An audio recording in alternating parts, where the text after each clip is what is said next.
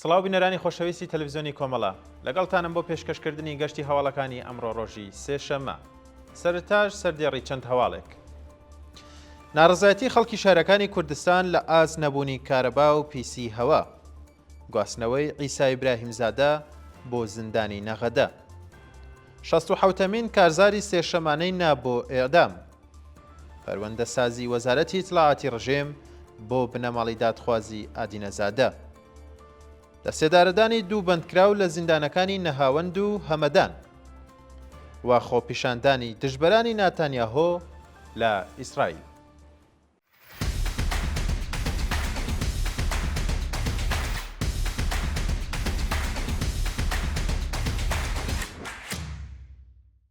ناڕزایەتی خەڵکی شارەکانی کوردستان لە ئاس نەبوونی کارەبا و پیسی هەوا.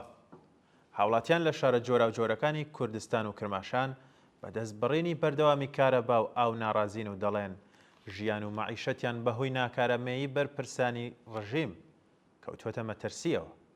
بەوتەی هاونیشتمانیان بڕینی بەردەوامی کارەبا ئاستەنگی زۆری بۆ کاسبکاران و خەڵکی ئاسایی دروست کردو و کاتێک پەیوەندی بە ئیدارەی بەرخەوە دەگرن کەس وەڵامیان ناداتەوە. کاتێک بەرق دەڕوات ئاو و ئەنتەرنێتیش نامێنێت، شەقامەکان قەرەباڵغ دەبن و ڕێژەی ڕووداوەکانی و توچۆ دەڕواتە سەرەوە. هەروەها بەهۆی شەپۆلی خۆڵبارین تەندروستی خەڵک بەتایبەت لە شارەکانی دووستانی کرماشان و ئیلام کەوتوەتە مەترسیەوە و دەوڵەت لە پارێزگای کوردستانیش هەموو قوتابخانە زانکۆ و ئیدارە دەوڵەتیەکانی داخستووە.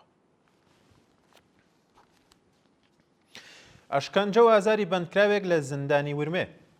ڕۆژی دووشەمە 15 گوڵان بەندکراوێکی تاوانە کۆمەڵایەتیەکان لە زیندانی ورمێ بە ناوی بابەک مەحموودی لەلایەن مەئمورانی زیندانەوە بە شێوەیەکی وەحشیانە درایە بەر لێدان و بریندار کرا.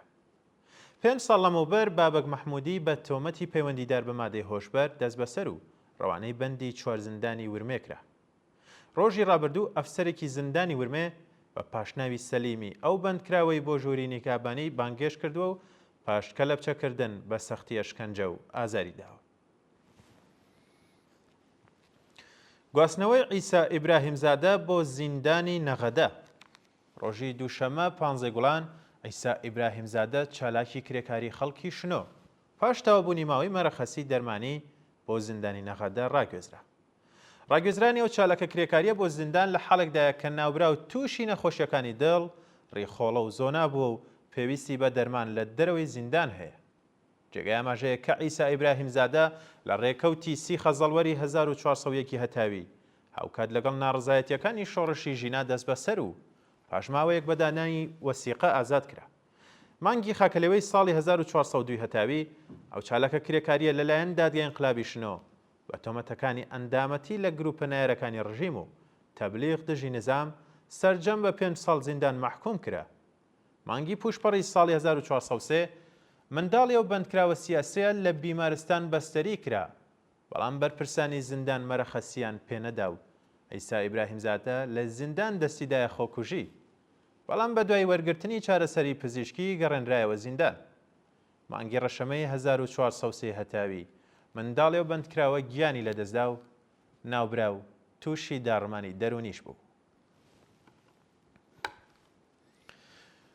ئازادی ئیبراهیم مەردانی بە دانانی وەسیقە لە زیندانی بۆکان. ڕۆژی یەکشەمە 14 گوڵان بەندکراوێکی خەڵکی بۆکان بە ناوی ئیبراهیم مەردانی بە دانانی وەسیقە و بە شێوەی کاتی لە زیندانی ئەو شارە ئازاد کرا.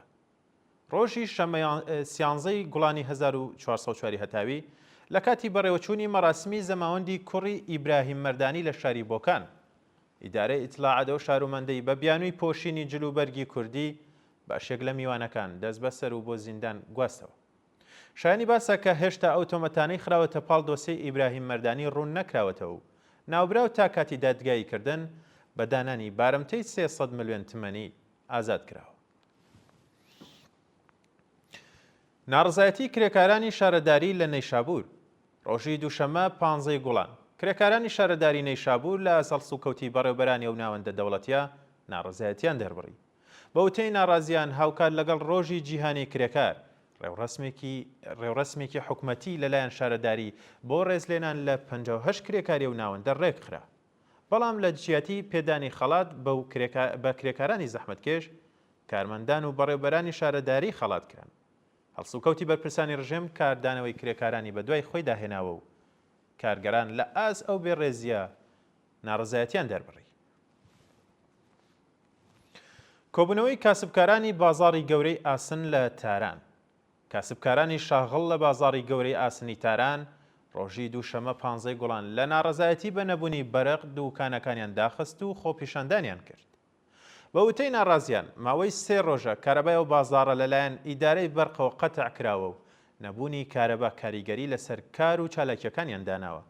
هاوکات دوکاندارانی شاری ڕێی و شەهریاریش لە ئاز نەبوونی کارەبا ناڕازایەتیان دەربڕیوە و بەڵام هیچ بەرپرسێکی دەوڵەتی بەیاخی بە کێشە و گرفتەکانیان نەداوە. ناڕزایەتی خەڵکی ناوچەی ئالاردی ڕۆباتکەریم لە ئاست بێئاوی. بەیانی دووشەمە 15 گوڵان دانیشتوانی ناوچەی ئالاردی ڕۆباتکەریم لە بەردەم فەرمانداریدا کۆبوونەوە و ناڕزایەتی خۆیان لە ئاست بێئاوی نیشاندا. بە پێی زانیاریەکان ژێرخانەکانی خزمەتگوزاری ڕۆباتکەریم لە کارکەوتووە و خەڵک وە دەستبڕانی بەردەوامی ئاو وەزاڵە هاتوون. ناڕازیان بە کۆبوونەوەیان لە بەردەم فەرمانداری ڕایانگەیان. بەشێکی زۆر لە خەڵک منداڵ بە ساڵاچ و نەخۆشیان لە ماڵەوە هەیە. بێ ئاو ژیانیان پێ ناکرێت و هیچ بەرپرسێکی حکومەتیش دەنگیان نابیستێت. 67مین کازاری سێشەمانەی نابۆ ئێعدام.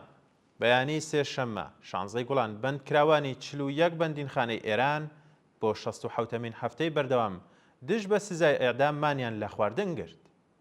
بەشداربووانی کارزاری سێشەمانەی نابۆ ئێعدام ڕایانگەیان دەستگای قەزای ڕژێم لە سەرەتای ساڵی تازەوە تا بە ئەمڕۆ 154 بەندکراوی لە سێدارە داوە.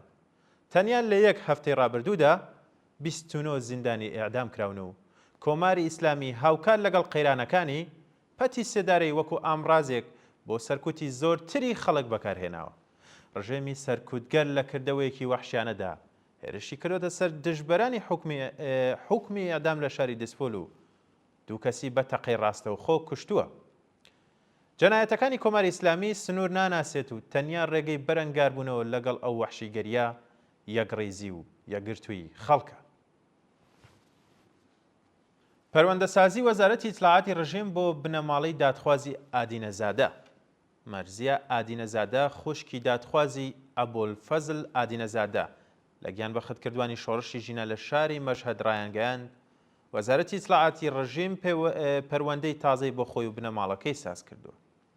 بە وتەی مەرزیە ئادینەزادە وەزارەتی ئیتلاعاتی کۆماری ئیسلامی دایک، باوک، خۆی و دوو مامۆی بەلێدانی بانقەست سەرپێچی لە فەرمانی مەئموری دەوڵات بڵاوکردنی پڕۆپاگەندە و تێکدانی بیر و ڕایگەشتی تۆمەتبار و پەروەندەسازی بۆ کردوون. سیناریۆ سیاسیەکانی وەزارەتی ئیتلاعات لە حاڵێکدایە کە ویدۆی هەڵسوکەوتی وەحشیانەی مەئمورانی ڕژیم لەگەڵ دایک و باوکی ئەبوولفەزل لە ساڵڕۆژی گیانبەختکردنی ڕۆڵەکەیان لە تۆڕە کۆمەڵایەتیەکان بڵاو کراوەتەوە. بانگێشتی دووبارەی کۆرش جەلیل بۆ دادسەرای گشتی و ئینقلابی بۆیە ڕەحمەت. ڕۆژی یەکشەمە 14 گوڵان کۆرش جەلیل چالاکی مەدەنی خەڵکی پارێزگای کۆهویلەوە بۆیە ڕەحمەت وەجاری دووهەم لەلایەن لقی حوتی دادسەرای گشتی و ئینقلابی و پارێزگایە بانگێشت کرا. هۆکاری بانکرانی و چالەکە مەدەنیە ڕوون نییە، بەڵام ئەبێ لە 5 ڕۆژی داهاتوودا خۆی بەو ناوەندە قەزاییە بناسێنێت. مانگی خەسەڵوەری ساڵی ڕابردوو کۆرش جەلیل بە تۆمەتی تەبلیغ دژی نزام بە 1 ساڵ زیندان مەحکوم کرابوو. پێشتریش لە قیسەویەکی دادگای تاوانەکانی ژمارە 2 یاسوج ئەو چالەکە مەدەنیان بە تۆمەتەکانی ڕێخستنی کۆبوونەوەی نایاسایی، تەبلیغ دژی نزام و بێڕێزی بە خامنەی و ئیسلام بە 3 ساڵ زیندان مەحکوم کردبوو. لە سێدارەدانی دوو بەندکراو لە زیندانەکانی نەهاوەند و هەمەدان. لە ڕۆژانی ڕابردوودا حکمی ئەعدامی دوو بەندکراو بە ناوەکانی محەممەد حسێن زەمانی و ئەمیر محەممەد تەوەکۆلی لە زیندانەکانی نەهاوەند و هەمەدان جێبەجێ کراوە. بە پێڕاپۆرتەکان ڕۆژی چوارشەمە 3 گوڵان حکمی ئەعدامی محەممەد حسێن زەمانی بە تۆمەتی کوشتنی بانقەز لە زیندانی نەهاوەند و بەنەهێنی جێبەجێ کراوە. هەروەها بەیانی دووشەمە 15 گوڵان بەندکراوێک بە ناوی ئەمیر محەممەد تەوەکۆلی بە هەمان تۆمەت لە زیندانی هەمەدان ئێعدام کراوە. خۆپیشاندانی دژبەرانی ناتانیاهۆ لە ئیسرائیل. شەوی دووشەمە 15 گوڵان دژبەرانی ناتانیاهۆ لە بەردەم دەفتەری سەرۆک وەزیرانی ئیسرائیل کۆبوونەوە و بە وتنەوەی دروشم خوازیاری ڕاگررتنی شەڕ بوون.